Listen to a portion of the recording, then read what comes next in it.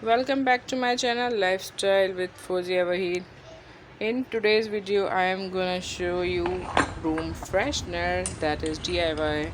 So friends, here are some ingredients. I'm taking 2 tablespoons of normal salt, which we will use in our daily life in kitchen.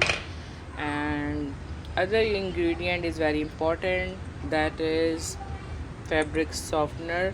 I will take good amount of fabric softener, and you can see, and we need 15 to 20 cloves for aroma and fragrance too.